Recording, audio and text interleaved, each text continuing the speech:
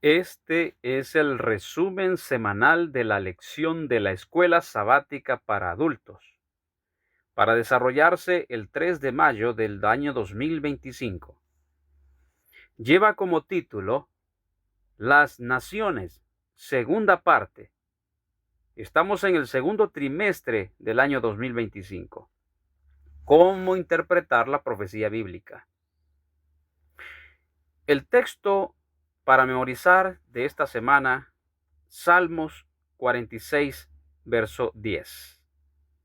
Estén quietos y conozcan que yo soy Dios. Exaltado seré entre las naciones, enaltecido seré en la tierra. Si nuestros primeros padres no hubieran pecado, habríamos mantenido una comunión plena y gozosa con Dios. Como veíamos en lecciones pasadas, Dios quería hacer o llenar la tierra con gente santa, pero eso no fue lo que sucedió. Vimos también la semana pasada cómo el pueblo de Israel escogió monarcas como las otras naciones. ¿Y qué fue lo que obtuvieron? Monarcas terrenales en lugar de Dios. Y estos, al apartarse de Dios como pecadores, se enseñorearon de otros pecadores. Y estas naciones a las que ellos imitaron, al final se convirtieron en el yugo que Israel tuvo que llevar sobre sí. Punto número 1. El primer mandamiento. En Génesis capítulo 2, versículos 9 al 17, se muestra el primer mandato en la Biblia. No comer del árbol de la ciencia del bien y del mal. ¿Cómo es posible que el conocimiento esté prohibido? ¿No es siempre útil para experimentar y saber más? Sí, pero hay conocimientos que no deberíamos conocer, valga la redundancia. Hay conocimientos que nos pueden llevar a apartarnos de Dios. Este mandamiento, el primero que se dio, era una prueba de lealtad. Dios quería evitarle a su pueblo, a sus hijos, evitarle el sufrimiento que algunos conocimientos causan. Antes de aprobar el hecho de tener un rey, les dio a conocer lo que este rey haría con sus hijas, con sus hijos, con el gobierno. Sin embargo, el pueblo se dejó llevar por su deseo. De modo que los siglos que vinieron después fue sometimiento en lugar de libertad. El pueblo de Dios no disfrutó del Edén, sino que tuvo ahora que enfrentarse a una nueva aula de clases, es decir, la opresión de las naciones paganas, de los imperios más fuertes.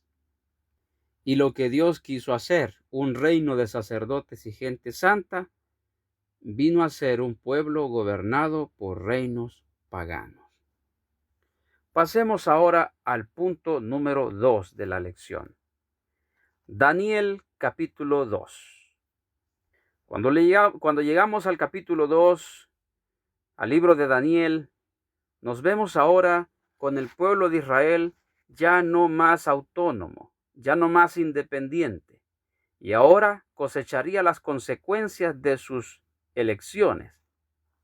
Al menos nos preguntamos, ¿será que aprendería Israel de estas lecciones? Al leer Daniel capítulo 2, versículos 31 al 35, vemos el sueño que tuvo Nabucodonosor. Una estatua con diferentes metales, cabeza de oro, pecho y brazos de plata, vientre y muslos de bronce, piernas de hierro, y sus pies en parte de hierro y en parte de barro cocido. ¿Qué es lo que vemos aquí? Aquí se sigue un patrón de devaluación progresiva. Del oro a la plata, de la plata al bronce, del bronce al hierro y del hierro al barro. Una degeneración de la humanidad. Desde los tiempos antiguos, desde el tiempo de Adán hasta el día de hoy, una degeneración completa. Todo lo contrario a lo que enseña la evolución. La evolución enseña que el hombre ha venido de menos a más, ha venido evolucionando para bien. Pero la Biblia muestra lo contrario. El hombre ha venido de más a menos. Al analizar este pasaje bíblico, vemos aquí que en Daniel 12 nos presentan 6 reinos. Analicemos. En los versículos 37 y 38, Daniel le dice a Nabucodonosor, el rey de Babilonia, le dice: tú eres aquella cabeza de oro. Este es el primer reino que aparece en Daniel 2. El reino Babilonia de Nabucodonosor. Y enfatizo, Babilonia de Nabucodonosor, porque ya veremos más detalles a continuación. Entonces este es el primer reino. El segundo y tercer reino aparece en el versículo 39, que dice: después de ti se levantará otro reino inferior al tuyo, y luego un tercer reino de bronce, el cual dominará toda la tierra. El cuarto reino, dice el verso 40, será fuerte como el hierro. Ahí tenemos el cuarto reino. Y el quinto reino está en los versos 41 hasta el 43. Dice, el 42 específicamente dice: y por ser los dedos de los pies en parte de hierro y en parte de barro cocido, el reino será en parte fuerte y en parte frágil. El verso 41 se le llama un reino dividido. Entonces, tenemos 1, Babilonia; 2, Medo-Persia; 3, Grecia; 4, Roma; y 5, el mundo dividido, que es el mundo actual. Pero en los versos 44 y 45 aparece el reino de Dios como el sexto, simbolizado por una piedra. Una piedra que representa el reino de Dios. 6. Pero ¿por qué 6 si la Biblia claramente dice que el 6 es incompleto? El 7 es completo. Esto implica, mis hermanos, que tenemos que buscar otro reino en las Escrituras, pero no después del reino de Dios, porque el reino de Dios es el último, el que dominará toda la tierra, el que va a gobernar por la eternidad. Tenemos que buscar entonces un reino antes de Babilonia. Y ese detalle lo encontramos en Daniel 7, que es el punto número 3 de la lección. En el capítulo 7 aparece una sucesión de bestias: un león, un oso, un leopardo y una bestia indescriptible. Hablando de león, Daniel 7, versículo 4 dice: la primera era como león, que tenía alas de águila.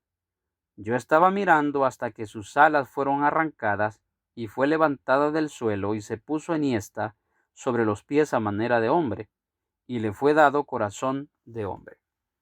Aquí está el detalle. El detalle está en sus alas. Este tiene 2 alas de águila. Las alas no son para determinar velocidad, porque ya vimos la semana pasada que Babilonia viene desde Nimrod, desde allá, desde la Torre de Babel, más de 1000 años para poder llegar a ser un poderoso imperio a nivel mundial. Si las alas representaran velocidad, estas alas deberían estar en el oso, porque el oso representa a Medo-Persia, que según Daniel, en una sola noche tomó el imperio de Babilonia. Por lo tanto, las alas no representan velocidad, sino representan una simbología numérica, mostrando que Babilonia es el segundo imperio, el segundo sistema universal en el mundo. Por eso el oso tiene 3 costillas, porque es el tercero. Y el leopardo tiene 4 alas, por ser el cuarto desde el tiempo de la creación. Por lo tanto, hay un reino antes de Babilonia y es el reino antediluviano, el mundo antediluviano. Antes que Babilonia viniera a la escena de la historia, ahora había un mundo antediluviano, donde vemos a Adán, que él fue el primer rey sobre la tierra, donde Dios lo coronó como rey, y vivió 8 generaciones antes del diluvio. De esta manera, al contar el reino antediluviano, 1, Babilonia 2, Medo-Persia 3, Grecia 4, Roma 5, el mundo actual, el reino dividido 6, y el reino de Dios, que es el último, es el séptimo. Leamos ahora una cita inspirada en Testimonios para la Iglesia, volumen 1, página 322. Nuestro reino no pertenece a este mundo. Estamos esperando que nuestro Señor venga desde el cielo para someter toda autoridad y poder y establecer su reino eterno. Las potencias terrenales se encuentran agitadas. No necesitamos y no podemos esperar unión entre las naciones del mundo. Me detengo para ver un detalle. Vemos un reino dividido, no hay unión. Ahora sigo la lectura. Nuestra posición en la imagen de Nabucodonosor está representada por los dedos de los pies, en estado de división, y de un material deleznable que no puede mantener su cohesión. La profecía nos muestra que el gran día de Dios está sobre nosotros. Se aproxima rápidamente. Sí, mis hermanos, estamos en un reino dividido, el sexto reino. Muy pronto el reino de Dios ha de establecerse en la tierra. Ahora, hay un punto muy importante aquí, y es el punto número 4, entre la tierra y el mar. En la lección del martes 29 de abril, el autor de la lección interpreta a la tierra como el territorio del pueblo de Dios e interpreta al mar como las naciones que viven en agitación. Esta es una interpretación, puede ser valedera, pero ahora vamos a ir al conflicto de los siglos en la página 492 y 493 para ver qué simboliza el mar y qué simboliza la tierra. Antes de leer el conflicto de los siglos, quiero recordar que en Apocalipsis capítulo 13 aparecen 2 bestias. Una bestia que sube del mar, al igual que las 4 bestias de Daniel 7 suben del mar. La bestia que se conoce como la bestia mixta de Apocalipsis 13 es exactamente un símbolo perfecto del mundo actual. Mixta porque tiene cuerpo de leopardo, Grecia, boca de león, Babilonia, pies de oso, Medo-Persia, y tiene cuernos también como la bestia indescriptible, Roma. Pero hay otra bestia que sube de la tierra, una bestia que tiene cuernos como de cordero, pero que habla como dragón, un símbolo perfecto de los Estados Unidos de Norteamérica. Entonces vemos que las bestias anteriores suben del mar, pero la bestia a Estados Unidos de Norteamérica sube de la tierra. Veamos qué dice entonces el conflicto de los siglos 492, 493 con respecto a estos símbolos, la tierra y el mar. Dice así: pero la bestia con cuernos semejantes a los de un cordero subía de la tierra, En lugar de derribar a otras potencias para establecerse, la nación así representada debe subir en el territorio hasta entonces desocupado y crecer gradual y pacíficamente. No podía, pues, subir entre las naciones populosas y belicosas del viejo mundo, ese mar turbulento de pueblos y muchedumbres y naciones y lenguas. Hay que buscarla en el continente occidental. Cuando vemos esta cita claramente, hermanos, vemos que el mar representa el viejo mundo, donde nacieron los imperios, donde nacieron las naciones. Y la tierra representa el nuevo mundo, nuestro continente occidental, o sea, América. La tierra es América y el mar es el viejo mundo, los continentes que tenemos al otro lado del Atlántico. Con esto en mente, ahora pasamos al punto número 5, profetizar de nuevo. Ahora nos introduce la lección al estudio de el libro de Apocalipsis en su capítulo número 10. ¿Qué vemos allí en el capítulo número 10? Vemos a un ángel que tenía su pie derecho sobre el mar y el izquierdo sobre la tierra. Esto muestra que lo que el ángel está por mostrar, que es un mensaje, tiene un propósito de abarcar toda la tierra, el viejo mundo como el nuevo mundo. Este ángel tiene en su mano un librito abierto. Y este librito se lo dio a Juan para que se lo comiera. Cuando Juan lo comió, dice que fue dulce en su boca como la miel, pero cuando se lo hubo comido, amargó su vientre. Como adventistas del séptimo día hemos entendido, enseñado y comprendido que estos capítulos están hablando del movimiento milerita, el movimiento adventista que surgió en el siglo XIX. Pero que como consecuencia de un chasco, ellos esperaban la venida de Jesús para el 22 de octubre del año 1844, un mensaje dulce como la miel.